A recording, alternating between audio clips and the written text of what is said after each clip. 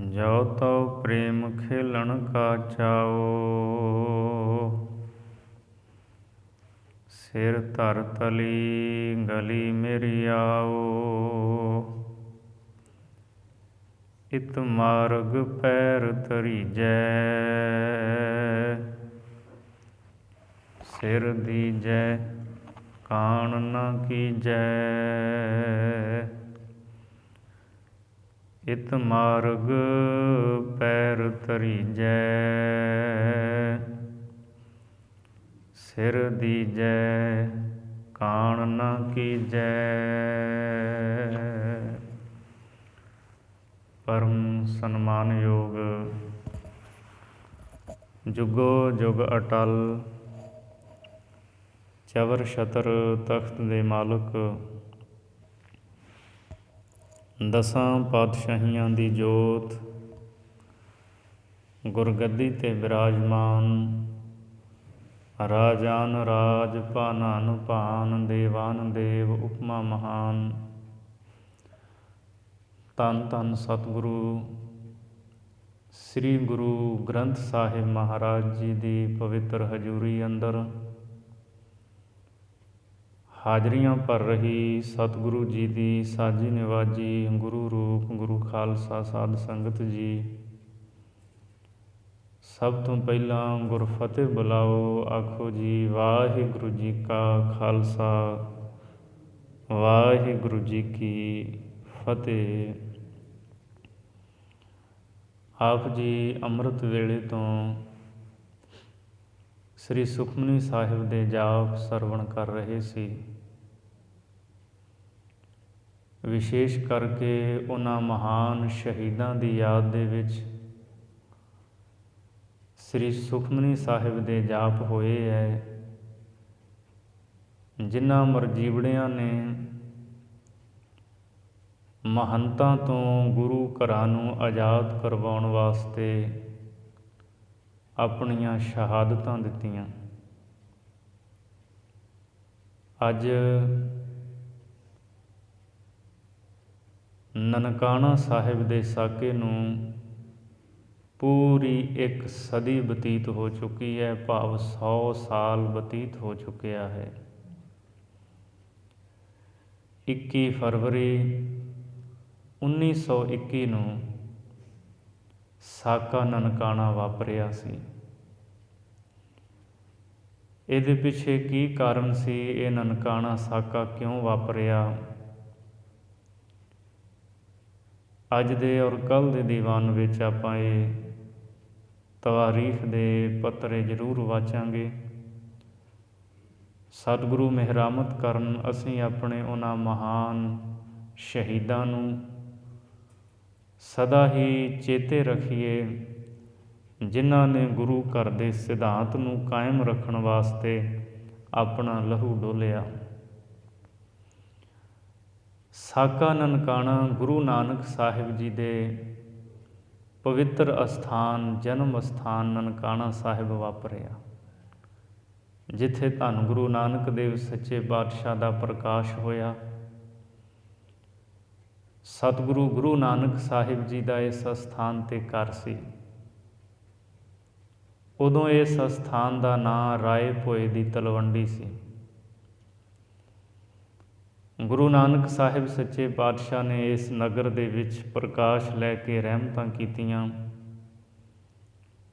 ਤਪਦੇ ਹੋਏ ਜਗਤ ਜਲੰਦੇ ਨੂੰ ਠਾਰਿਆ।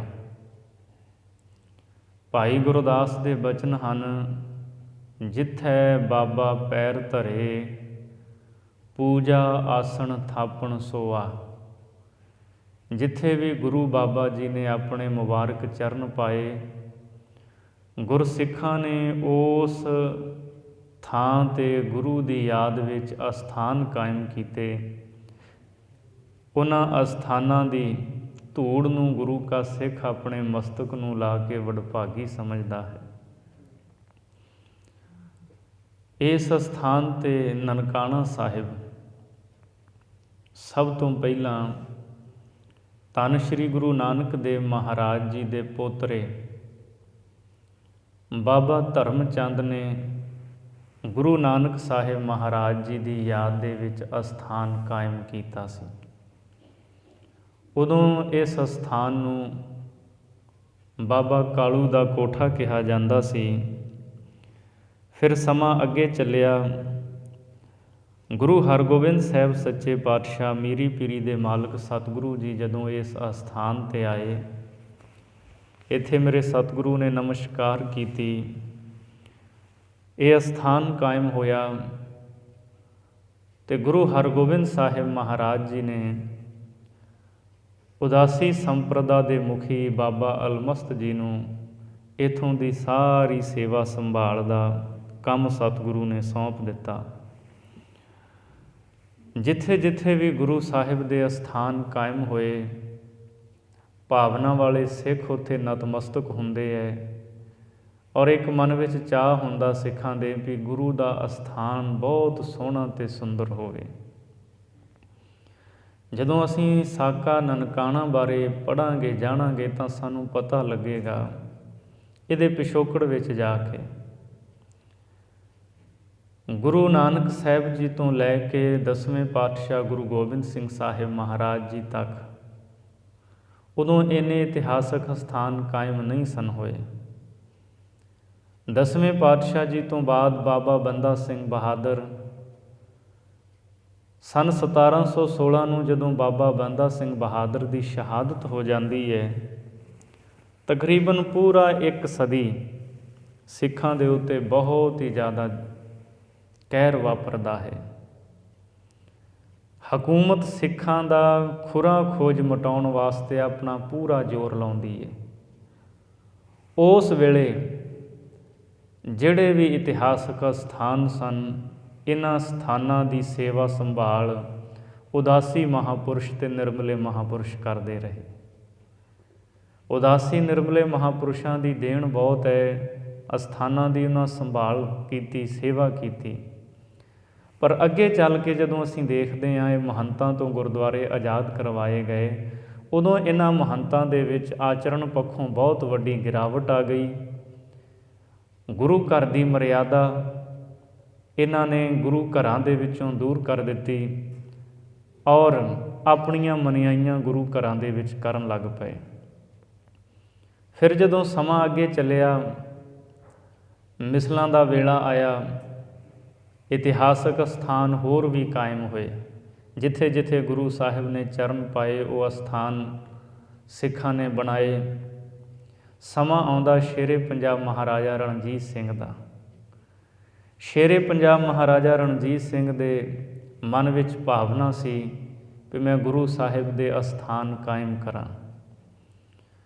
ਗੁਰੂ ਕੇ ਅਸਥਾਨ ਸੋਹਣੇ ਹੋਣ, ਇਹਨਾਂ ਦੇ ਨਾਂ ਜਗੀਰਾਂ ਹੋਣ, ਤਾਂ ਕਿ ਇੱਥੇ ਦਰਸ਼ਨ ਕਰਨ ਜਿਹੜਾ ਕੋਈ ਆਉਂਦਾ ਹੈ ਉਹਨੂੰ ਇੱਥੋਂ ਲੰਗਰ ਮਿਲ ਸਕੇ ਛਕਣ ਵਾਸਤੇ। ਜੇ ਕੋਈ ਰਾਤ ਰਹਿਣਾ ਚਾਹੁੰਦਾ ਹੈ ਤਾਂ ਉਸ ਨੂੰ ਰਿਹਾਇਸ਼ ਮਿਲ ਸਕੇ, ਕੋਈ ਮੰਜਾ ਬਿਸਤਰਾ ਮਿਲ ਸਕੇ। ਬਹੁਤ ਸਾਰੇ ਗੁਰੂ ਘਰਾਂ ਦੀ ਉਸਾਰੀ ਸ਼ੇਰੇ ਪੰਜਾਬ ਮਹਾਰਾਜਾ ਰਣਜੀਤ ਸਿੰਘ ਵੇਲੇ ਹੋਈ। ਬਹੁਤ ਸਾਰੀਆਂ ਜਾਗੀਰਾਂ ਗੁਰੂ ਘਰਾਂ ਦੇ ਨਾਮ ਸ਼ੇਰੇ ਪੰਜਾਬ ਨੇ ਲਵਾਈਆਂ। ਸੁਚੱਜਾ ਪ੍ਰਬੰਧ ਹੋਣ ਲੱਗਾ, ਪਰ ਅੰਦਰਲੀ ਮਰਿਆਦਾ ਕੋਈ ਜਿਹੜੀ ਸੀ ਮਹੰਤ ਆਪਣੀ ਮਨਮਰਜ਼ੀ ਦੀ ਕਰਦੇ ਰਹੇ।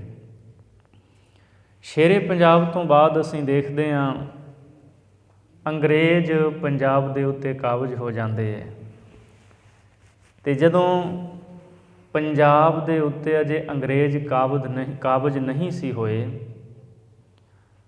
ਉਸ ਤੋਂ ਪਹਿਲਾਂ ਹੀ ਅੰਗਰੇਜ਼ ਇਸ ਗੱਲ ਨੂੰ ਚੰਗੀ ਤਰ੍ਹਾਂ ਜਾਣ ਗਏ ਸੀ ਵੀ ਜੇ ਕੋਈ ਸਾਨੂੰ ਉੱਤਰ ਪੱਛਮ ਦੇ ਵਿੱਚ ਕੋਈ ਤਾਕਤ ਮਾਤ ਦੇ ਸਕਦੀ ਹੈ ਤਾਂ ਉਹ ਸਿੱਖ ਹਨ, ਕਿਉਂਕਿ ਉਹਨਾਂ ਨੇ ਸਿੱਖਾਂ ਦਾ ਇਤਿਹਾਸ ਪੜ੍ਹਿਆ ਸੀ।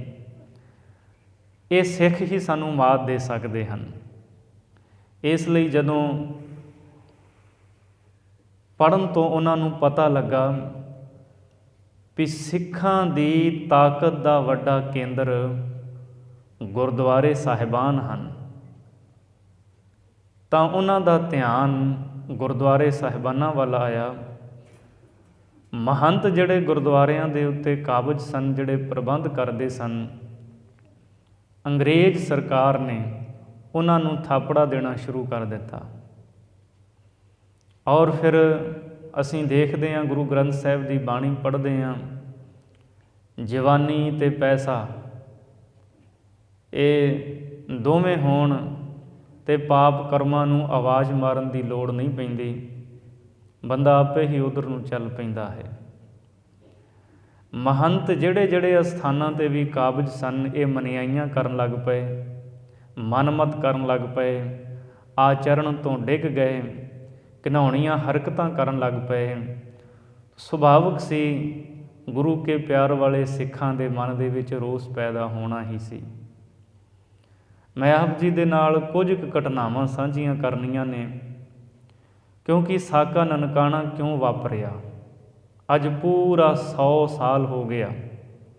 ਇਹਦੇ ਪਿੱਛੇ ਕਾਰਨ ਕੀ ਸੀ?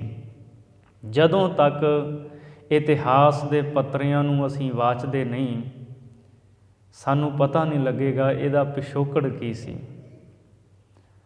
ਸਭ ਤੋਂ ਪਹਿਲੀ ਘਟਨਾ ਸ੍ਰੀ ਦਰਬਾਰ ਸਾਹਿਬ, ਸੱਚਖੰਡ ਸ੍ਰੀ ਹਰਿਮੰਦਰ ਸਾਹਿਬ ਦੀ ਹੈ। ਉਹ ਮੈਂ ਆਪ ਦੇ ਨਾਲ ਸਾਂਝੀ ਕਰਾਂ। ਘਟਨਾਵਾਂ ਵੈਸੇ ਇਹ ਤੋਂ ਪਹਿਲਾਂ ਵੀ ਵਾਪਰੀਆਂ ਨੇ, ਜਦੋਂ ਆਪਾਂ ਨਨਕਾਣਾ ਸਾਹਿਬ ਦੀ ਉੱਥੋਂ ਦਾ ਇਤਿਹਾਸ ਪੜ੍ਹਾਂਗੇ, ਤਵਾਰੀਖ ਵਾਚਾਂਗੇ। 12 ਅਕਤੂਬਰ 1920 ਦੀ ਘਟਨਾ ਹੈ। ਇੱਕ ਸੱਜਣ ਹੋਏ ਮਹਿਤਾਬ ਸਿੰਘ, ਇਹ ਪਹਿਲੋਂ ਮੁਸਲਮਾਨ ਸਨ। ਅੰਮ੍ਰਿਤ ਛਕਣ ਤੋਂ ਪਹਿਲੋਂ ਦਾ ਨਾਂ ਸੀ ਇਹਨਾਂ ਦਾ ਰੁਕਨਦੀਨ। ਸਿੱਖੀ ਤੋਂ ਪ੍ਰਭਾਵਿਤ ਹੋਏ, ਅੰਮ੍ਰਿਤ ਛਕ ਕੇ ਸਿੰਘ ਸਜੇ, ਨਿਤਨੇਮੀ ਬਣੇ, ਗੁਰੂ ਦੇ ਉੱਤੇ ਪੂਰਨ ਵਿਸ਼ਵਾਸ, ਸ਼ਰਧਾ ਭਾਵਨਾ ਅਤੇ ਪਿਆਰ ਇਹਨਾਂ ਦੇ ਮਨ ਵਿੱਚ ਜਾਗਿਆ। ਸਰਦਾਰ ਮਹਿਤਾਬ ਸਿੰਘ ਦੇ ਆਪ ਇਹ ਪ੍ਰਚਾਰ ਕਰਦੇ ਸਨ, ਸਿੱਖ ਸੰਗਤਾਂ ਨੂੰ ਇਕੱਤਰ ਕਰਨਾ, ਦੀਵਾਨ ਲਾਉਣੇ, ਸਿੱਖੀ ਸਿਧਾਂਤ ਬਾਰੇ ਜਾਣੂ ਕਰਾਉਣਾ। 12 ਅਕਤੂਬਰ 1920 ਨੂੰ ਇਹਨਾਂ ਨੇ ਅੰਮ੍ਰਿਤਸਰ ਸਾਹਿਬ ਦੀ ਧਰਤੀ 'ਤੇ ਜਲ੍ਹਿਆਂਵਾਲੇ ਬਾਗ ਦੇ ਵਿੱਚ ਇੱਕ ਦੀਵਾਨ ਸਜਾਇਆ। ਬਹੁਤ ਸਾਰੀਆਂ ਸੰਗਤਾਂ ਉੱਥੇ ਇਕੱਤਰ ਹੋਈਆਂ, ਵਿਚਾਰਾਂ ਹੋਈਆਂ, ਕਈਆਂ ਨੇ ਅੰਮ੍ਰਿਤ ਛਕਿਆ, ਸਿੰਘ ਸੱਜੇ। ਇੱਥੇ ਖਾਲਸਾ ਕਾਲਜ ਦੇ ਵਿਦਿਆਰਥੀ ਵੀ ਆਏ, ਔਰ ਖਾਲਸਾ ਕਾਲਜ ਦੇ ਜਿਹੜੇ ਪ੍ਰੋਫੈਸਰ, ਉਹਨਾਂ ਨੂੰ ਵੀ ਸੱਦਾ ਦਿੱਤਾ ਗਿਆ, ਉਹ ਵੀ ਆਏ। ਦੀਵਾਨ ਦੀ ਸਮਾਪਤੀ ਤੋਂ ਉਪਰੰਤ ਇਹ ਸਾਰੇ ਸੱਜਣ ਸੱਚਖੰਡ ਸ੍ਰੀ ਹਰਿਮੰਦਰ ਸਾਹਿਬ ਮੱਥਾ ਟੇਕਣ ਗਏ। ਕੜਾਹ ਪ੍ਰਸ਼ਾਦ ਦੀ ਦੇਗ ਕਰਵਾਈ। ਜਦੋਂ ਇਹ ਕੜਾਹ ਪ੍ਰਸ਼ਾਦ ਦੀ ਦੇਗ ਲੈ ਕੇ ਅੰਦਰ ਗਏ, ਉੱਥੇ ਪੁਜਾਰੀਆਂ ਨੂੰ ਕਿਹਾ ਵੀ ਸਾਡੀ ਅਰਦਾਸ ਕਰ ਦਿਓ। ਪੁਜਾਰੀ ਆਪਣੀ ਮਨਮਤ ਚਲਾਉਂਦੇ ਸੀ ਉੱਥੇ, ਕਹਿੰਦੇ ਵੀ ਨਹੀਂ, ਤੁਹਾਡਾ ਨੀਵੀਂ ਜਾਤ ਵਾਲਿਆਂ ਦਾ ਹੁਣ ਸਮਾਂ ਲੰਘ ਚੁੱਕਿਆ ਹੈ। 9 ਵਜੇ ਤੋਂ ਬਾਅਦ ਜਿਹੜੇ ਨੀਵੀਂ ਜਾਤ ਵਾਲੇ ਨੇ, ਉਹਨਾਂ ਦੀ ਅਰਦਾਸ ਸੱਚਖੰਡ ਸ੍ਰੀ ਹਰਿਮੰਦਰ ਸਾਹਿਬ ਵਿੱਚ ਨਹੀਂ ਹੋਵੇਗੀ। ਉੱਥੇ ਇਹ ਭਾਵਨਾ ਵਾਲੇ ਸਿੱਖ ਬੇਨਤੀ ਕਰਦੇ ਰਹੇ ਪੁਜਾਰੀਆਂ ਨੂੰ ਵੀ ਤੁਸੀਂ ਇਸ ਤਰ੍ਹਾਂ ਨਾ ਕਰੋ, ਅਸੀਂ ਗੁਰੂ ਗ੍ਰੰਥ ਸਾਹਿਬ ਦੀ ਬਾਣੀ ਨੂੰ ਪੜ੍ਹਿਆ ਹੈ, ਸਤਿਗੁਰੂ ਨੇ ਤਾਂ ਕਿਤੇ ਵੀ ਇੱਦਾਂ ਦੀ ਕੋਈ ਗੱਲ ਹੀ ਨਹੀਂ ਕੀਤੀ। ਜਾਤ ਪਾਤ ਨੂੰ ਤਾਂ ਮੇਰੇ ਸਤਿਗੁਰੂ ਮੁੱਢੋਂ ਨਕਾਰਦੇ ਹੈ, ਮੰਨਦੇ ਨਹੀਂ। ਮਹਾਰਾਜ ਜੀ ਤਾਂ ਵਾਰ-ਵਾਰ ਬਾਣੀ ਦੇ ਵਿੱਚ ਇਹ ਬਚਨ ਕਹਿੰਦੇ ਹੈ, ਨੀਚਾ ਅੰਦਰ ਨੀਚ ਜਾਤ, ਨੀਚੀ ਹੂੰ ਅਤ ਨੀਚ, ਨਾਨਕ ਤਿਨ ਕੈ ਸੰਗ ਸਾਥ, ਵੱਡਿਆਂ ਸਿਉ ਕਿਆ ਰੀਸ, ਜਿੱਥੇ ਨੀਚ ਸੰਭਾਲੀਅਨ ਤਿੱਥੇ ਨਦਰ ਤੇਰੀ ਬਖਸ਼ੀਸ਼। ਮਹਾਰਾਜ ਤਾਂ ਗਲ ਦੇ ਨਾਲ ਲਾਉਂਦੇ ਹੈ, ਅਤੇ ਤੁਸੀਂ ਕਹਿੰਦੇ ਹੋ ਵੀ ਤੁਹਾਡੀ ਅਰਦਾਸ ਸੱਚਖੰਡ ਸ੍ਰੀ ਹਰਿਮੰਦਰ ਸਾਹਿਬ ਦੇ ਵਿੱਚ ਨਹੀਂ ਹੋਵੇਗੀ। ਗੱਲਬਾਤ ਹੁੰਦੀ ਹੈ, ਰੌਲਾ ਪੈਂਦਾ ਹੈ।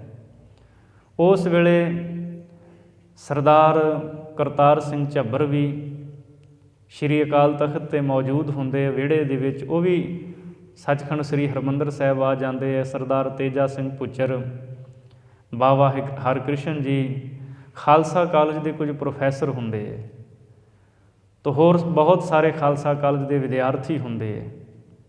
ਸੰਗਤ ਦਾ ਕੁਝ ਇਕੱਠ ਹੁੰਦਾ ਹੈ, ਪਰ ਪੁਜਾਰੀ ਅਰਦਾਸ ਨਹੀਂ ਕਰਦੇ।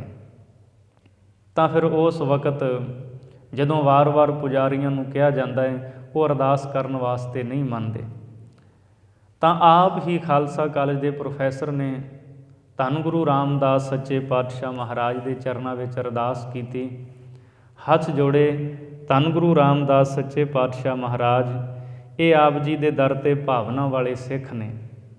ਇਹ ਕੜਾਹ ਪ੍ਰਸ਼ਾਦ ਦੀ ਦੇਗ ਲੈ ਕੇ ਆਏ ਹੈ। ਸੱਚੇ ਪਾਤਸ਼ਾਹ ਆਪ ਜੀ ਕਿਰਪਾ ਕਰੋ, ਇਹਨਾਂ ਸਿੱਖਾਂ ਦੀ, ਭਾਵਨਾ ਵਾਲੇ ਸਿੱਖਾਂ ਦੀ ਅਰਦਾਸ ਪ੍ਰਵਾਨ ਕਰੋ। ਮਹਾਰਾਜ ਸੱਚੇ ਪਾਤਸ਼ਾਹ ਇਹ ਸਿੱਖ ਤੁਹਾਡੇ ਚਰਨਾਂ ਦਾ ਪਿਆਰ ਹਿਰਦੇ ਵਿੱਚ ਲੈ ਕੇ ਆਏ ਨੇ, ਕਿਰਪਾ ਕਰੋ ਇਹਨਾਂ ਨੂੰ ਆਪਣੇ ਚਰਨਾਂ ਦੇ ਨਾਲ ਜੋੜੋ। ਸੱਚੇ ਪਾਤਸ਼ਾਹ ਕਿ ਇਹ ਸਿੱਖ ਜਿਨ੍ਹਾਂ ਨੂੰ ਪੁਜਾਰੀ ਨੀਵੀਂ ਜਾਤ ਵਾਲੇ ਕਹਿੰਦੇ ਨੇ, ਤੇਰੇ ਦਰ 'ਤੇ ਪ੍ਰਵਾਨ ਹਨ। ਅਰਦਾਸ ਬੇਨਤੀ ਕੀਤੀ, ਸੱਚੇ ਪਾਤਸ਼ਾਹ ਆਪ ਹੁਕਮ ਬਖਸ਼ੋ। ਜਦੋਂ ਹੁਕਮਨਾਮਾ ਲਿਆ ਗਿਆ, ਭਾਈ ਗੁਰਬਚਨ ਸਿੰਘ ਉਦੋਂ ਗੁਰੂ ਗ੍ਰੰਥ ਸਾਹਿਬ ਜੀ ਦੀ ਹਜ਼ੂਰੀ ਵਿੱਚ ਬੈਠੇ ਹੋਏ ਸਨ। ਗੁਰੂ ਗ੍ਰੰਥ ਸਾਹਿਬ ਜੀ ਦਾ ਰੁਮਾਲਾ ਹਟਾ ਕੇ ਜਦੋਂ ਹੁਕਮਨਾਮਾ ਲਿਆ ਗਿਆ, ਹੁਕਮਨਾਮਾ ਆਇਆ ਸੀ ਸੋਰਠ ਮਹੱਲਾ ਤੀਜਾ। ਨਿਗੁਣਿਆਂ ਨੂੰ ਆਪੇ ਬਖਸ਼ ਲੈ ਭਾਈ, ਸਤਿਗੁਰ ਕੀ ਸੇਵਾ ਲਾਏ। ਸਤਿਗੁਰ ਕੀ ਸੇਵਾ ਊਤਮ ਹੈ ਭਾਈ, ਰਾਮ ਨਾਮ ਚਿਤ ਲਾਏ। ਇਸੇ ਹੁਕਮਨਾਮੇ ਦੇ ਵਿੱਚ ਹਜ਼ੂਰ ਦੇ ਅੰਮ੍ਰਿਤ ਬਚਨ ਆਏ, ਗੁਣਹੀਣ ਹਮ ਅਪਰਾਧੀ ਭਾਈ, ਪੂਰੇ ਸਤਿਗੁਰ ਲਏ ਰਲਾਏ। ਵੀ ਅਸੀਂ ਗੁਣਾਂ ਤੋਂ ਹੀਣੇ ਹਾਂ, ਅਪਰਾਧੀ ਹਾਂ, ਪੂਰੇ ਸਤਿਗੁਰੂ ਨੂੰ ਪੂਰੇ ਸਤਿਗੁਰੂ ਨੇ ਸਾਨੂੰ ਆਪਣੇ ਨਾਲ ਰਲਾ ਲਿਆ ਹੈ। ਇਸ ਹੁਕਮਨਾਮੇ ਨੂੰ ਸੁਣ ਕੇ ਜਿੰਨੀ ਵੀ ਸੰਗਤ ਸਾਰੀ ਹਾਜ਼ਰ ਸੀ ਵੀ ਵੇਖੋ ਮਹਾਰਾਜ ਤਾਂ ਗਲ ਦੇ ਨਾਲ ਲਾਉਂਦੇ ਹੈ, ਅਤੇ ਪੁਜਾਰੀ ਕਹਿੰਦੇ ਵੀ ਤੁਹਾਡੀ ਇੱਥੇ ਅਰਦਾਸ ਨਹੀਂ ਹੋਵੇਗੀ, ਦੇਗ ਪ੍ਰਵਾਨ ਨਹੀਂ ਹੋਵੇਗੀ।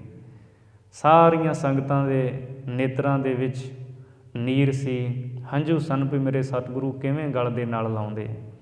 ਪੁਜਾਰੀ ਉੱਥੋਂ ਦੌੜ ਗਏ। ਤੋ ਇਹ ਅਰਦਾਸ ਕਰਨ ਤੋਂ ਬਾਅਦ ਸਾਰੇ ਸੱਜਣ ਸ਼੍ਰੀ ਅਕਾਲ ਤਖਤ ਸਾਹਿਬ ਪਹੁੰਚੇ ਵੀ ਇੱਥੇ ਵੀ ਗੁਰੂ ਚਰਨਾਂ ਦੇ ਵਿੱਚ ਅਰਦਾਸ ਬੇਨਤੀ ਕਰੀਏ। ਜਦੋਂ ਇੱਥੇ ਆਏ ਸ਼੍ਰੀ ਅਕਾਲ ਤਖਤ ਸਾਹਿਬ ਵੇਖਿਆ ਵੀ ਇੱਕ ਦੋ ਇੱਥੇ ਸੇਵਾਦਾਰ ਰਹਿ ਗਏ। ਪੁਜਾਰੀ ਦੌੜ ਗਏ, ਭੱਜ ਗਏ। ਪੁੱਛਿਆ ਕਿੱਥੇ? ਕਹਿੰਦੇ ਅਕਾਲ ਤਖਤ ਨੂੰ ਛੱਡ ਕੇ ਚਲੇ ਗਏ, ਭੱਜ ਗਏ। ਤਾਂ ਸ਼੍ਰੀ ਅਕਾਲ ਤਖਤ ਸਾਹਿਬ ਵੀ ਅਰਦਾਸ ਬੇਨਤੀ ਕੀਤੀ ਗਈ। ਉਸ ਵਕਤ ਸਰਦਾਰ ਕਰਤਾਰ ਸਿੰਘ ਝੱਬਰ ਨੇ ਕਿਹਾ ਵੀ ਅਕਾਲ ਤਖਤ ਇਹਨਾਂ ਦੇ ਪਿਓ ਦਾ ਨਹੀਂ ਹੈ, ਸਤਿਗੁਰੂ ਸੱਚੇ ਪਾਤਸ਼ਾਹ ਜੀ ਦਾ ਇਹ ਤਖਤ ਹੈ, ਇਹ ਅਕਾਲ ਦਾ ਤਖਤ ਹੈ। ਇੱਥੇ ਅਸੀਂ ਤਖਤ ਦੀ ਹਜ਼ੂਰੀ ਵਿੱਚ ਆ ਕਰਕੇ ਨਤਮਸਤਕ ਹੁੰਦੇ ਹਾਂ। ਤਾਂ ਉਸ ਵਕਤ ਫਿਰ ਸਰਦਾਰ ਤੇਜਾ ਸਿੰਘ ਨੂੰ ਸ਼੍ਰੀ ਅਕਾਲ ਤਖਤ ਸਾਹਿਬ ਦਾ ਜਥੇਦਾਰ ਥਾਪਿਆ ਗਿਆ। ਇਹ ਅਸਥਾਨ ਭਾਵਨਾ ਵਾਲੇ ਸਿੱਖਾਂ ਦੇ ਹੱਥਾਂ ਦੇ ਵਿੱਚ ਆਏ। ਸੱਚਖੰਡ ਸ੍ਰੀ ਹਰਿਮੰਦਰ ਸਾਹਿਬ ਦਾ ਔਰ ਸ਼੍ਰੀ ਅਕਾਲ ਤਖਤ ਸਾਹਿਬ ਦਾ ਪ੍ਰਬੰਧ ਗੁਰੂ ਕੇ ਸਿੱਖਾਂ ਦੇ ਹੱਥ ਵਿੱਚ ਆਇਆ। ਇਸ ਤੋਂ ਬਾਅਦ ਫਿਰ ਅਸੀਂ ਵੇਖਦੇ ਹਾਂ ਵੀ ਸ਼੍ਰੋਮਣੀ ਕਮੇਟੀ ਹੋਂਦ ਵਿੱਚ ਆਉਂਦੀ ਹੈ। ਅੱਜ ਕੱਲ੍ਹ ਜੋ ਸ਼੍ਰੋਮਣੀ ਗੁਰਦੁਆਰਾ ਪ੍ਰਬੰਧਕ ਕਮੇਟੀ ਦੇ ਜਿਵੇਂ ਅੱਜ ਕੱਲ੍ਹ ਕਿੰਨੇ ਮੈਂਬਰ ਨੇ, ਅੱਜ ਦਾ ਜਿਵੇਂ ਦਾ ਪ੍ਰਬੰਧ, ਉਸ ਵਕਤ ਇਹ ਢਾਂਚਾ ਨਹੀਂ ਸੀ ਸ਼੍ਰੋਮਣੀ ਗੁਰਦੁਆਰਾ ਪ੍ਰਬੰਧਕ ਕਮੇਟੀ ਦਾ।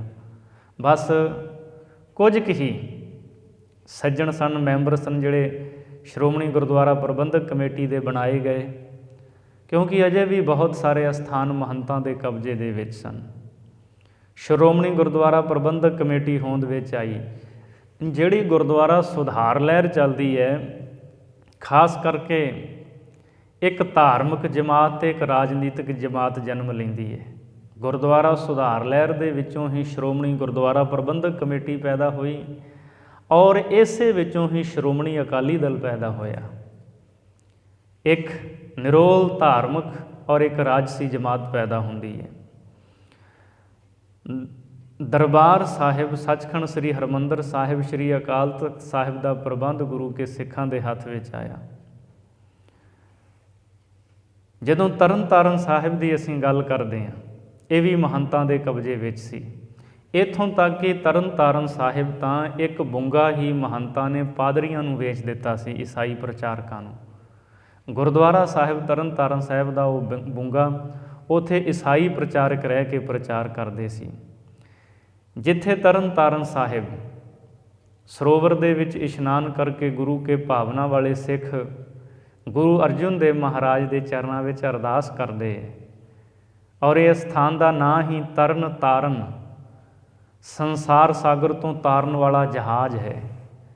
ਭਾਵਨਾ ਦੇ ਨਾਲ ਸਿੱਖ ਇੱਥੇ ਇਸ਼ਨਾਨ ਕਰਦੇ ਹੈ, ਬਾਣੀ ਪੜ੍ਹਦੇ ਹੈ, ਗੁਰੂ ਅਰਜੁਨ ਦੇਵ ਜੀ ਦੇ ਦਰਬਾਰ ਦੇ ਵਿੱਚ ਆ ਕੇ ਨਤਮਸਤਕ ਹੁੰਦੇ ਹੈ। ਇੱਥੇ ਵੀ ਜਿਹੜੇ ਮਹੰਤ ਸੀ ਆਪਣੀਆਂ ਮਨਿਆਈਆਂ ਕਰਦੇ ਹੈ। इस अस्थान ते बहुत ज़्यादा महंत और उन्हां दे अगे जिहड़े मुंडे शराबां पींदे है। इत्थे ही जिहड़ी ड्योढ़ी है सामने तरन ताਰਨ साहिब दरबार साहब के सामने जिहड़ी ड्योढ़ी है, उत्थे महंतां ने वेशवावां लिया करके नाच करवाया। गुरु घर की मर्यादा नूं भंग कीता। भावना वाले सिख ये किवें सहार सकदे सी? नहीं सी सहार सकदे। इत्थे ही जिथे सरोवर दे विच गुरु के भावना वाले सिख इशनान करते हैं, सतगुरु के चरनां च अरदास करते हैं, तो महंत शराबां कढ़ कढ़ के ते सरोवर दे विच शराब दीयां बोतलां ठंडियां कर करके शराब का सेवन करते रहे। इन्ने आचरण तो ये महंत लोग डिग गए। इत्थे ही एक सेवक जथा सी कीर्तन करन आया दरबार साहिब तरन ताਰਨ, तो उस नूं महंतां ने कीर्तन नहीं करन दिता। कहंदे भी नहीं, तुसीं साडे हुक्म तो बिना इत्थे कीर्तन नहीं कर सकते। उस कीर्तन करन वाले जथे नूं भी बाहां तो फड़ के बाहर कढ़ दिता। भाई लक्ष्मण सिंह धारोवाल जो साके ननकाणे दे शहीद ने, जंड दे नाल बन के जिन्हां नूं शहीद कर दिता गया, वो जथा लैके आए सी कुछ बच्चियां दा कीर्तन करन वास्ते दरबार साहिब तरन ताਰਨ। उन्हां नूं भी इत्थे कीर्तन ना करन दिता गया। भाई लक्ष्मण सिंह ने अरदास की, सच्चे पातशाह ये अस्थानां दा गुरमत अनुसार निरोल प्रबंध कर सकां, तुसीं किरपा करके मैनूं ऐसा बल बख्शो। इस तो बाद फिर असीं वेखदे हां 24 जनवरी 1921 वाले दिन श्री अकाल तख्त साहिब ते इकट्ठ हुंदा है गुरु के सिखां दा। श्रोमणी गुरुद्वारा प्रबंधक कमेटी के सज्जण उत्थे इकट्ठे हुंदे है। सरदार करतार सिंह झब्बर, सरदार तेजा सिंह भुच्चर जथेदार श्री अकाल तख्त साहिब दे, होर बहुत सारे आगू सज्जण जिहड़े इत्थे इकट्ठे हुंदे है। मीटिंग हुंदी है, विचार हुंदी है भी ये जिहड़े महंत ने इन्हां नूं समझाया जाए भी गुरु घर के स्थानां की मर्यादा बहाल रखी जाए। ये कुकर्म करते ने, गुरु के सिख इन्हां नूं बर्दाश्त नहीं करनगे। जदों ये 24 जनवरी 1921 नूं इत्थे मीटिंग हुंदी पई सी, तां संगत दे विचों उपर मीटिंग हो रही सी, एक बीबी की आवाज़ आई। उसने श्री अकाल तख्त साहिब ते फरियाद की। जदों उन्होंने पुछया गया तो संगत के इकट्ठ दे विच उस बीबी ने शब्द कहे कि मैं संत सिंह की सुपत्नी हाँ। ये भाई संत सिंह उही ने जिहड़े सिंह सभा लहर के मोढी होए है। तो इसने सारी संगत दे विच ये शब्द कहे कि खालसा जी, गुरु के सिखो, तुहाडे विच तुहाडी गैरत किथे गई? तो सिखां पुछया भी की गल? कहंदे भी तुसीं तां दूजियां दीयां धीआं भैणां दी इज्जत नूं बचाउण वाले हो, तुसीं इज्जतां दे राखे हो, पर गुरद्वारियां दे उत्ते काबज महंत मनियाइयां करदे ने, ये सिखां दीयां धीआं भैणां दी इज्जत लुटदे ने। अज तुहाडी गैरत किथे गई है? इसने अपनी दुख की विथया दसी भी मेरा 6 साल का बेटा, मेरा पुत, और 13-14 साल की मेरी बच्ची तरन ताਰਨ साहिब गुरु अर्जुन देव महाराज जी के अस्थान ते मत्था टेकण गए सी। भाई संत सिंह इस बीबी के पति सन। उन्होंने एक बार श्री तरन ताਰਨ साहिब दीवान दे विच बोलदिआं ये शब्द कहे सी भी जिन्हें सिੱਖੀ नूं कमाउणा है वो अमृत की दात लवे, 5 ककारां दा धारनी होवे। इस गल नूं महंत जर ना सके। कहंदे तुसीं इत्थे अमृत की 5 ककारां की गल नहीं करनी, असीं नहीं मनदे अमृत नूं, असीं नहीं 5 ककारां नूं मनदे, गुरद्वारे दे विच तुसीं ये गल नहीं कर सकदे। तां ये महंतां ने की कीता, वो बीबी अकाल तख्त ते सुणाउंदी है।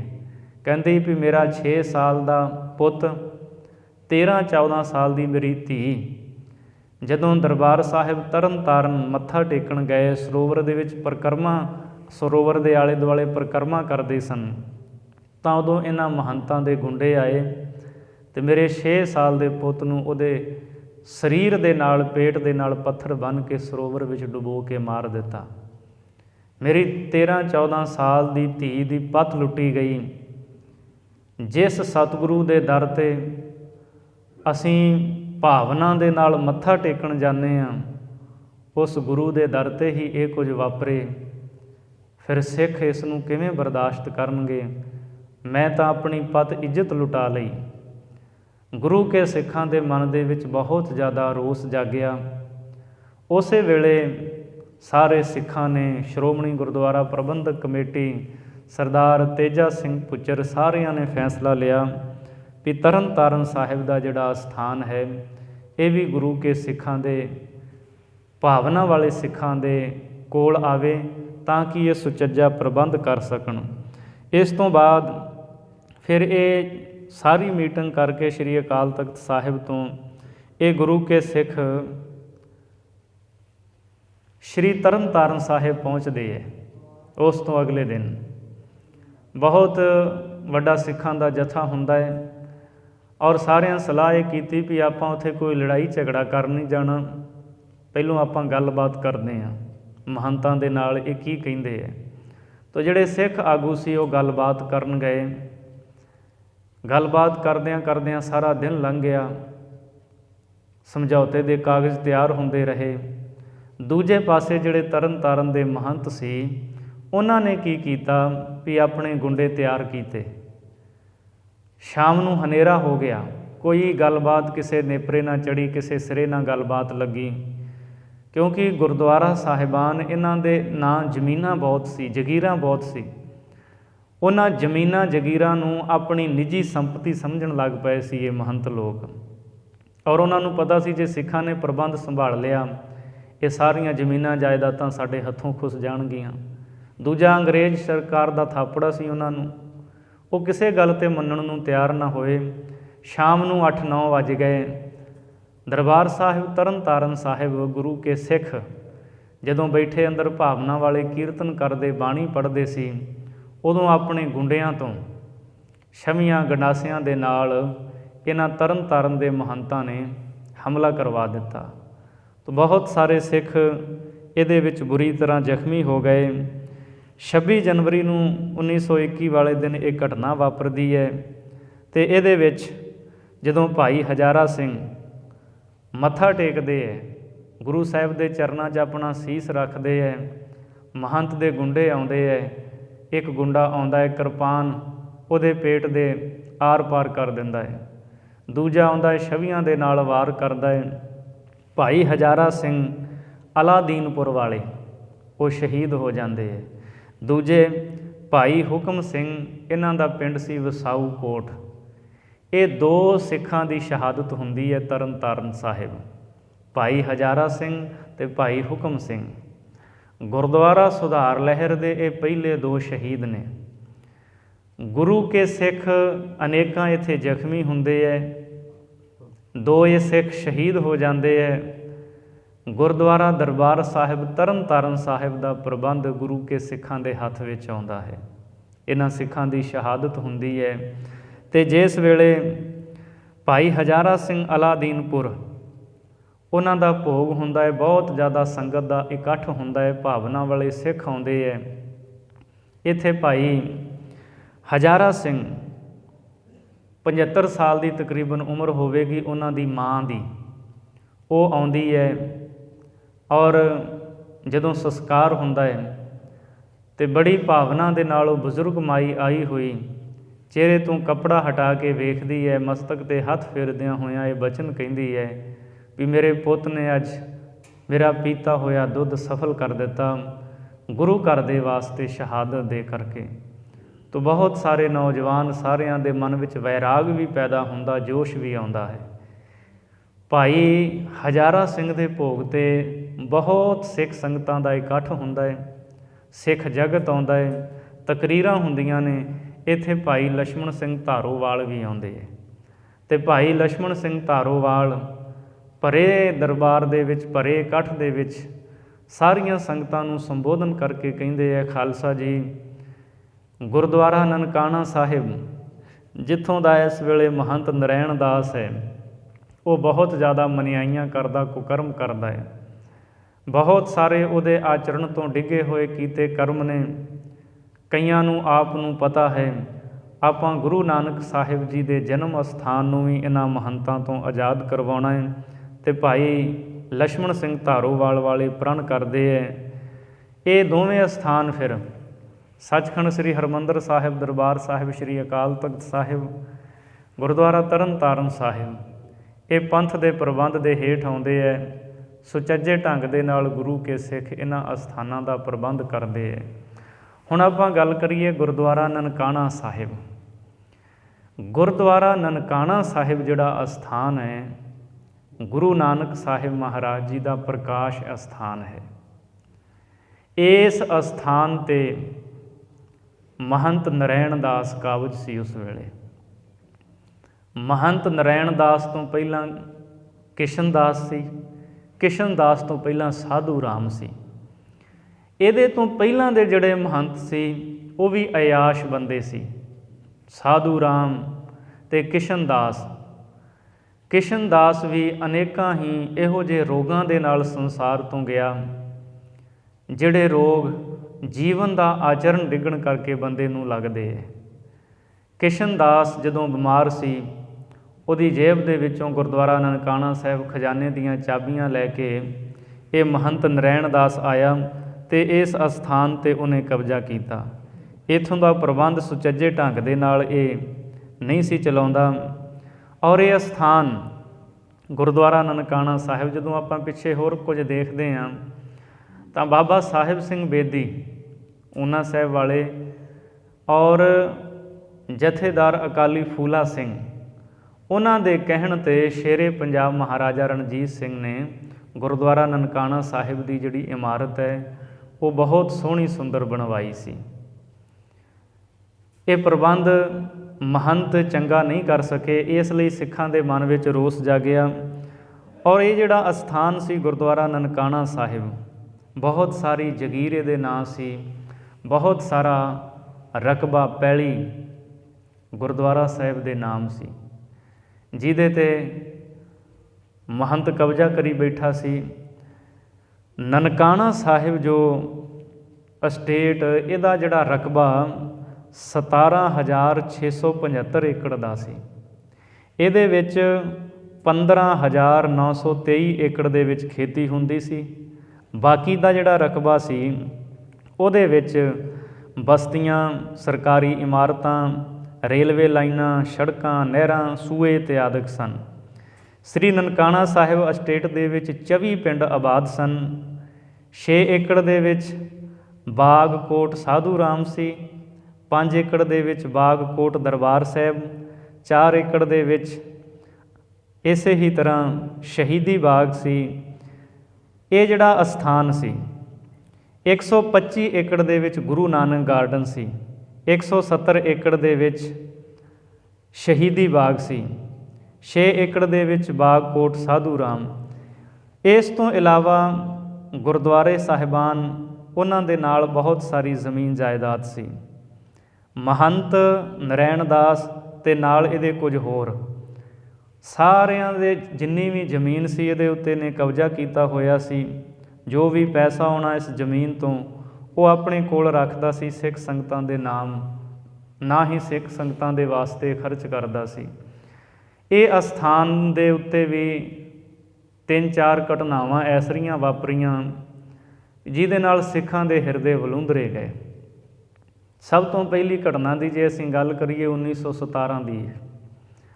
1917 ਦੀ ਘਟਨਾ ਵੀ ਮਹੰਤ ਨਰੈਣ ਦਾਸ ਨੇ ਲਾਹੌਰ ਤੋਂ ਨੱਚਣ ਵਾਲੀਆਂ ਵੇਸ਼ਵਾਵਾਂ ਲਿਆਂਦੀਆਂ ਅਤੇ ਗੁਰਦੁਆਰਾ ਨਨਕਾਣਾ ਸਾਹਿਬ ਦੀ ਹਦੂਦ ਦੇ ਅੰਦਰ ਉਹਨਾਂ ਦਾ ਨਾਚ ਕਰਵਾਇਆ। ਜਿਹੜੇ ਭਾਵਨਾ ਵਾਲੇ ਸਿੱਖ ਉੱਥੇ ਮੱਥਾ ਟੇਕਣ ਗਏ, ਉਹਨਾਂ ਨੇ ਜਦੋਂ ਵੇਖਿਆ ਤਾਂ ਸਿੱਖਾਂ ਦੇ ਮਨ ਦੇ ਵਿੱਚ ਬਹੁਤ ਜ਼ਿਆਦਾ ਰੋਸ ਪੈਦਾ ਹੋਇਆ ਵੀ ਜਿਸ ਅਸਥਾਨ ਤੋਂ ਸਿੱਖੀ ਪ੍ਰਫੁੱਲਤ ਹੁੰਦੀ ਹੈ, ਸਤਿਗੁਰੂ ਦਾ ਪ੍ਰਕਾਸ਼ ਹੋਇਆ, ਉਸ ਅਸਥਾਨ 'ਤੇ ਇਹ ਵੇਸ਼ਵਾਵਾਂ ਦੇ ਕੰਜਰੀਆਂ ਦੇ ਨਾਚ ਕਰਵਾਉਂਦਾ ਹੈ।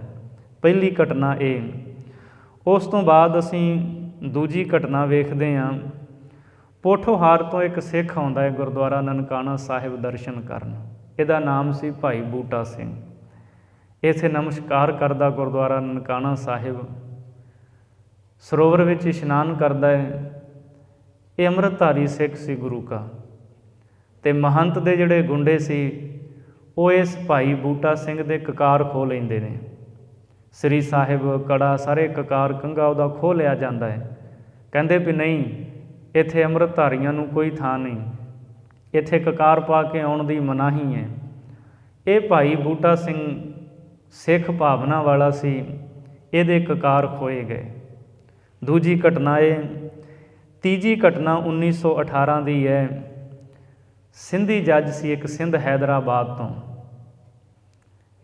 ਇਹਨੇ ਸਤਿਗੁਰੂ ਮਹਾਰਾਜ ਦੇ ਚਰਨਾਂ ਵਿੱਚ ਅਰਦਾਸ ਬੇਨਤੀ ਕੀਤੀ ਸੀ, ਸੱਚੇ ਪਾਤਸ਼ਾਹ ਤੁਹਾਡੀ ਕਿਰਪਾ ਦੇ ਨਾਲ ਮੈਂ ਜੱਜ ਬਣਿਆ, ਅਤੇ ਜਿਸ ਦਿਨ ਮੈਂ ਰਿਟਾਇਰ ਹੋਵਾਂਗਾ, ਗੁਰੂ ਨਾਨਕ ਸਾਹਿਬ ਸੱਚੇ ਪਾਤਸ਼ਾਹ ਆਪ ਜੀ ਦੇ ਪਾਕ ਪਵਿੱਤਰ ਅਸਥਾਨ ਨਨਕਾਣਾ ਸਾਹਿਬ ਆ ਕਰਕੇ ਮੈਂ ਨਤਮਸਤਕ ਹੋਵਾਂਗਾ, ਅਰਦਾਸ ਬੇਨਤੀ ਕਰਾਂਗਾ। ਤੋ ਇਹ ਸਿੰਧੀ ਜੱਜ ਜਿਹੜਾ ਸੀ ਆਪਣੀ ਰਿਟਾਇਰਮੈਂਟ 'ਤੇ ਨਨਕਾਣਾ ਸਾਹਿਬ ਸਤਿਗੁਰੂ ਦਾ ਸ਼ੁਕਰਾਨਾ ਕਰਨ ਆਇਆ।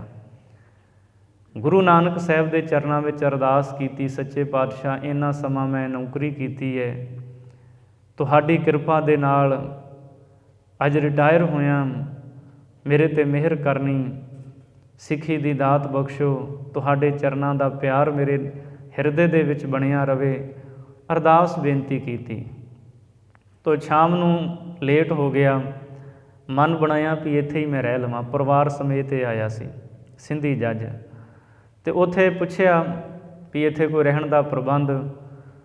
ਉੱਥੇ ਜਿਹੜੇ ਮਹੰਤ ਸੀ, ਮਹੰਤ ਦੇ ਜਿਹੜੇ ਗੁੰਡੇ ਸੀ, ਉਹਨਾਂ ਨੇ ਇੱਕ ਕਮਰਾ ਦੇ ਦਿੱਤਾ। ਉਹ ਕਮਰੇ ਦੇ ਵਿੱਚ ਕੋਈ ਬੱਤੀ ਦਾ, ਲਾਈਟ ਦਾ ਪ੍ਰਬੰਧ ਨਹੀਂ ਸੀ ਹੈਗਾ, ਕੋਈ ਦੀਵਾ ਬੱਤੀ। ਤਾਂ ਉਸ ਸਿੰਧੀ ਜੱਜ ਨੇ ਪੁੱਛਿਆ ਵੀ ਇੱਥੇ ਕੋਈ ਦੀਵਾ ਬੱਤੀ ਨਹੀਂ ਹੈ। ਮਹੰਤ ਦਾ ਇੱਕ ਗੁੰਡਾ ਆਇਆ ਅਤੇ ਉਹਨੇ ਕਿਹਾ ਵੀ ਹਾਂ, ਆਹ ਵੇਖ ਦੀਵਾ ਪਿਆ। ਉਸ ਦੀਵੇ ਵਿੱਚ ਤੇਲ ਨਹੀਂ ਸੀ। ਕਹਿੰਦਾ ਵੀ ਮੈਂ ਮਿੱਟੀ ਦਾ ਤੇਲ ਤੁਹਾਨੂੰ ਦੇ ਦਿੰਦਾ, ਇਸ ਦੀਵੇ ਵਿੱਚ ਪਾ ਕੇ ਤੁਸੀਂ ਦੀਵਾ ਜਗਾ ਕੇ ਚਾਨਣ ਕਰ ਲਿਓ। ਸਿੰਧੀ ਜੱਜ ਨੇ, ਉਹਦੀ ਬੇਟੀ ਸੀ 13 ਕੁ ਸਾਲ ਦੀ, ਵੀ ਇਹਦੇ ਕੋਲੋਂ ਮਿੱਟੀ ਦਾ ਤੇਲ ਫੜ ਲਿਆ, ਦੀਵੇ ਵਿੱਚ ਪਾ ਦਿੰਦੇ ਹਾਂ। ਕਹਿੰਦੇ ਤੁਸੀਂ ਬੱਚੀ ਨੂੰ ਭੇਜ ਦਿਓ। ਉਸ ਸਿੰਧੀ ਜੱਜ ਨੇ ਆਪਣੀ ਬੱਚੀ ਭੇਜ ਦਿੱਤੀ। ਉਸ ਨੂੰ ਕੀ ਪਤਾ ਸੀ ਵੀ ਇਹ ਇਹੋ ਜਿਹੇ ਕੁਕਰਮੀ ਲੋਕ ਨੇ। 13 ਸਾਲ ਦੀ ਉਸ ਸਿੰਧੀ ਜੱਜ ਦੀ ਜਿਹੜੀ ਬੱਚੀ ਸੀ, ਉਹਦੀ ਪੱਤ ਲੁੱਟੀ ਗਈ। ਉਹ ਰੋਂਦੀ ਹੋਈ ਵਾਪਸ ਆਈ। ਪਿਤਾ ਨੇ ਪੁੱਛਿਆ ਕੀ ਗੱਲ ਹੋਈ। ਉਹਨੇ ਆਪਣੀ ਮਾਂ ਨੂੰ ਸਾਰੀ ਗੱਲਬਾਤ ਦੱਸੀ ਵੀ ਆਪਾਂ ਇੱਥੋਂ ਹੁਣੇ ਹੀ ਚਲੇ ਜਾਈਏ। ਜਦੋਂ ਰੌਲਾ ਪਿਆ ਮਹੰਤ ਨਰੈਣ ਦਾਸ ਨੂੰ, ਨਰੈਣੂ ਨੂੰ ਪਤਾ ਲੱਗਾ, ਤਾਂ ਉਸੇ ਵੇਲੇ ਸਿੰਧੀ ਜੱਜ ਨੂੰ ਆ ਕੇ ਕਹਿੰਦਾ ਹੈ ਜੇ ਇਹ ਗੱਲ ਬਾਹਰ ਦੱਸੀ ਕਿਸੇ ਨੂੰ, ਹੁਣੇ ਹੀ ਨਹੀਂ ਤੇ ਤੇਰੇ ਪਰਿਵਾਰ ਦੇ ਤੇਰੇ ਸਮੇਤ ਟੁਕੜੇ ਕਰਕੇ ਜ਼ਮੀਨ ਵਿੱਚ ਦੱਬ ਦੇਵਾਂਗਾ, ਕਿਸੇ ਨੂੰ ਪਤਾ ਨਹੀਂ ਲੱਗਣਾ। ਉਹ ਸਿੰਧੀ ਜੱਜ ਬੇਵੱਸ ਸੀ ਵੀ ਜਿਹੜਾ ਆਪ ਨਿਆਂ ਦੀ ਕੁਰਸੀ 'ਤੇ ਬੈਠ ਕੇ ਫੈਸਲੇ ਸੁਣਾਉਣ ਵਾਲਾ ਸੀ, ਅੱਜ ਉਹਦੇ ਨਾਲ ਇਹ ਅਨਿਆਂ ਹੋ ਰਿਹਾ ਸੀ। ਉਹ ਵਿਚਾਰਾ ਰੋਂਦਾ ਰਿਹਾ। ਉਸੇ ਹੀ ਰਾਤ ਉਹਨੂੰ ਉੱਥੋਂ ਤੋਰ ਦਿੱਤਾ ਗਿਆ ਅਤੇ ਉਹਨੂੰ ਕਿਹਾ ਵੀ ਤੂੰ ਸਟੇਸ਼ਨ 'ਤੇ ਚਲਿਆ ਜਾ, ਸਵੇਰੇ ਤੇਰੀ ਬੱਚੀ ਨੂੰ ਤੇਰੇ ਕੋਲ ਸਟੇਸ਼ਨ 'ਤੇ ਪਹੁੰਚਾ ਦਿੱਤਾ ਜਾਵੇਗਾ। ਸਾਰੀ ਰਾਤ ਪਰਿਵਾਰ ਸਮੇਤ ਬੋਹੜਾਂ ਦੇ ਹੇਠ ਬਹਿ ਕੇ ਰੋਂਦਾ ਰਿਹਾ। ਸਵੇਰ ਹੁੰਦਿਆਂ ਨਰੈਣੂ ਮਹੰਤ ਨੇ, ਉਹਦੇ ਗੁੰਡਿਆਂ ਨੇ ਉਸ ਬੱਚੀ ਨੂੰ ਸਟੇਸ਼ਨ 'ਤੇ ਪਹੁੰਚਾਇਆ ਅਤੇ ਉਹ ਸਿੰਧੀ ਜੱਜ ਉੱਥੋਂ ਚਲਿਆ ਗਿਆ ਰੋਂਦਾ ਹੋਇਆ। ਜਿਸ ਸਤਿਗੁਰੂ ਦੇ ਅਸਥਾਨ 'ਤੇ ਆ ਕਰਕੇ ਸਿੱਖ ਝੋਲੀ ਅੱਡ ਕੇ ਸਿੱਖੀ ਦੀ ਦਾਤ, ਆਪਣੀ ਇੱਜ਼ਤ ਪੱਤ ਮੰਗਦੇ ਹੈ, ਉਸੇ ਅਸਥਾਨ ਤੋਂ ਉਹ ਇੱਜ਼ਤ ਲੁਟਾ ਕੇ ਤੁਰ ਗਿਆ ਸੀ। ਉਸ ਤੋਂ ਬਾਅਦ ਅਸੀਂ ਵੇਖਦੇ ਹਾਂ ਜੜ੍ਹਾਂ ਵਾਲੇ ਪਿੰਡ ਤੋਂ, ਜ਼ਿਲ੍ਹਾ ਲਾਇਲਪੁਰ ਤੋਂ 6 ਬੀਬੀਆਂ ਆਉਂਦੀਆਂ ਨੇ ਪੂਰਨਮਾਸ਼ੀ ਦੇ ਜੋੜ ਮੇਲੇ 'ਤੇ। ਉੱਥੇ ਉਹ ਟਿਕਦੀਆਂ ਨੇ, ਜਾਣ ਲੱਗਦੀਆਂ ਨੇ, ਰਾਤ ਹੋ ਜਾਂਦੀ ਹੈ, ਜਨਮ ਅਸਥਾਨ 'ਤੇ ਆ ਜਾਂਦੀਆਂ ਨੇ। ਜੜ੍ਹਾਂ ਵਾਲੇ ਪਿੰਡ ਦੀਆਂ 6 ਬੀਬੀਆਂ ਦੀ ਪੱਤ ਇੱਜ਼ਤ ਮਹੰਤ ਨਰੈਣੂ ਦੇ ਗੁੰਡੇ ਲੁੱਟਦੇ ਹੈ। ਇਸ ਘਟਨਾ ਨੇ ਵੀ ਸਿੱਖਾਂ ਦੇ ਹਿਰਦੇ ਵਲੂੰਦਰ ਕੇ ਰੱਖ ਦਿੱਤੇ। ਸੋ ਇਹ ਅਨੇਕਾਂ ਹੀ ਘਟਨਾਵਾਂ ਹਨ ਜਿਹੜੀਆਂ ਸਿੱਖਾਂ ਦੇ ਮਨ ਦੇ ਵਿੱਚ ਬਹੁਤ ਹੀ ਜ਼ਿਆਦਾ ਰੋਸ ਪੈਦਾ ਕਰਦੀਆਂ। ਸਿੱਖਾਂ ਨੇ ਫੈਸਲਾ ਕੀਤਾ ਵੀ ਅਸੀਂ ਇਹਨਾਂ ਮਹੰਤਾਂ ਨੂੰ ਗੁਰਦੁਆਰਿਆਂ ਤੋਂ ਕੱਢ ਕੇ ਹੀ ਫਿਰ ਸਾਹ ਲਵਾਂਗੇ।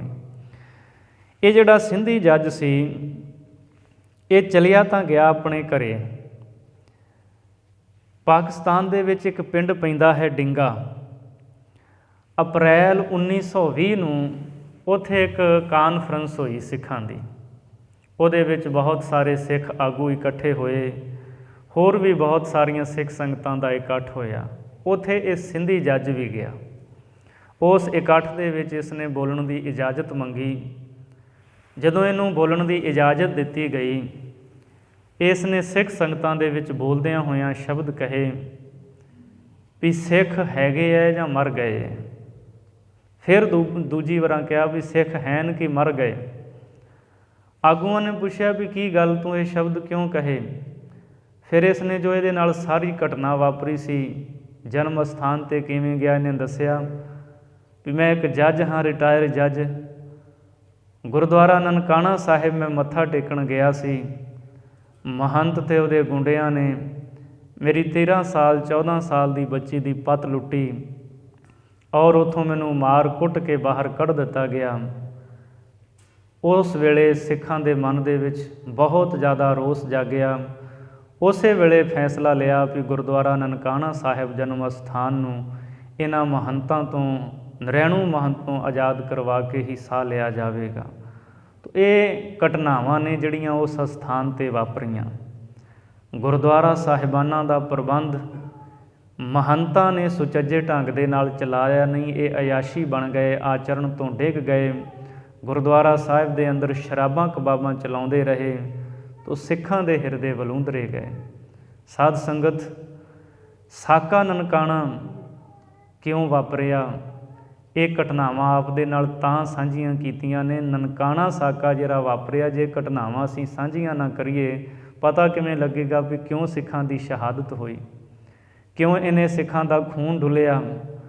ਗੁਰੂ ਘਰਾਂ ਦੇ ਪ੍ਰਬੰਧ ਨੂੰ ਭਾਵਨਾ ਵਾਲੇ ਸਿੱਖਾਂ ਨੇ ਆਪਣੇ ਹੱਥਾਂ ਵਿੱਚ ਲੈਣ ਲਈ ਬਹੁਤ ਵੱਡੀਆਂ ਸ਼ਹਾਦਤਾਂ, ਕੁਰਬਾਨੀਆਂ ਦਿੱਤੀਆਂ ਨੇ। ਇਹ ਨਨਕਾਣਾ ਸਾਹਿਬ ਦਾ ਸਾਕਾ ਭਾਈ ਲਛਮਣ ਸਿੰਘ ਦਾ ਜਥਾ ਸ਼੍ਰੀ ਨਨਕਾਣਾ ਸਾਹਿਬ ਪੁੱਜਦਾ ਹੈ। ਮਹੰਤ ਦੇ ਗੁੰਡੇ ਹਮਲਾ ਕਰਦੇ ਹੈ। ਅੱਜ ਤੱਕ 200 ਸਿੰਘਾਂ ਦਾ ਜਥਾ ਸੀ ਭਾਈ ਲਛਮਣ ਸਿੰਘ ਦਾ, ਪਰ ਸਾਰੇ ਨਾਂ ਪਤੇ ਨਨਕਾਣਾ ਸਾਹਿਬ ਦੇ ਸਾਕੇ ਦੇ ਸ਼ਹੀਦਾਂ ਦੇ ਮਿਲਦੇ ਨਹੀਂ। ਹਰ ਇਤਿਹਾਸਕਾਰ ਉਹ ਗਿਣਤੀ ਵੀ ਵੱਧ ਘੱਟ ਦੱਸਦੇ ਆ, ਪਤਾ ਹੀ ਨਹੀਂ ਕਿੰਨੇ ਸ਼ਹੀਦ ਹੋਏ। ਸੋ ਇਹ ਜਥਾ ਕਿਵੇਂ ਪਹੁੰਚਦਾ ਹੈ, ਕਿਵੇਂ ਉੱਥੇ ਸ਼ਹਾਦਤ ਹੁੰਦੀ ਹੈ, ਇਹ ਪ੍ਰਸੰਗ ਆਪਾਂ ਕੱਲ੍ਹ ਸਰਵਣ ਕਰਾਂਗੇ। ਸੋ ਨਿਰਧਾਰਿਤ ਸਮੇਂ ਦੀ ਸਮਾਪਤੀ ਹੈ। ਸਤਿਗੁਰੂ ਕਿਰਪਾ ਕਰਨ ਅਸੀਂ ਆਪਣੇ ਇਹਨਾਂ ਸਾਰੇ ਹੀ ਸ਼ਹੀਦਾਂ ਨੂੰ ਚੇਤੇ ਕਰੀਏ, ਅਰਦਾਸ ਕਰੀਏ ਸੱਚੇ ਪਾਤਸ਼ਾਹ ਆਪ ਹੀ ਕਿਰਪਾ ਕਰਕੇ ਗੁਰੂ ਘਰਾਂ ਦੇ ਪ੍ਰਬੰਧ ਸੁਚੱਜੇ ਹੱਥਾਂ ਦੇ ਵਿੱਚ ਦੇ ਕਰਕੇ ਸਾਰੇ ਆਪ ਹੀ ਨਿਭਵਾ ਲਿਆ ਕਰੋ। ਸੋ ਸਾਡੇ ਬਜ਼ੁਰਗਾਂ ਨੇ, ਸਿੱਖਾਂ ਨੇ ਮਹਾਨ ਕੁਰਬਾਨੀਆਂ ਕੀਤੀਆਂ ਨੇ। ਕੱਲ੍ਹ ਦੇ ਦੀਵਾਨ ਦੇ ਵਿੱਚ ਵੀ ਆਪਾਂ ਇਹ ਜਥੇ ਕਿਵੇਂ ਜਾਂਦੇ ਹੈ, ਕਿਵੇਂ ਸਲਾਹਾਂ ਹੁੰਦੀਆਂ, ਕੀ ਗੱਲਬਾਤ ਹੁੰਦੀ ਹੈ, ਇਹ ਆਪ ਜੀ ਦੇ ਨਾਲ ਕੱਲ੍ਹ ਪ੍ਰਸੰਗ ਸਾਂਝਾ ਕੀਤਾ ਜਾਵੇਗਾ। ਦਾਸ ਪਾਸੋਂ ਬੋਲਦੇ ਹਾਂ, ਬੇਅੰਤ ਭੁੱਲਾਂ ਹੋ ਗਈਆਂ ਹੋਣਗੀਆਂ। ਧੰਨ ਗੁਰੂ ਗ੍ਰੰਥ ਸਾਹਿਬ ਜੀ ਮਹਾਰਾਜ, ਗੁਰੂ ਸੰਗਤ ਨੇ ਹੋਈਆਂ ਭੁੱਲਾਂ ਦੀ ਮੁਆਫੀ, ਅਗਾਂਹ ਵਾਸਤੇ ਸੁਮਤ ਬਖਸ਼ਣੀ। ਗੁਰਫਤਿਹ ਬੁਲਾਓ ਜੀ। ਵਾਹਿਗੁਰੂ ਜੀ ਕਾ ਖਾਲਸਾ, ਵਾਹਿਗੁਰੂ ਜੀ ਕੀ ਫਤਿਹ।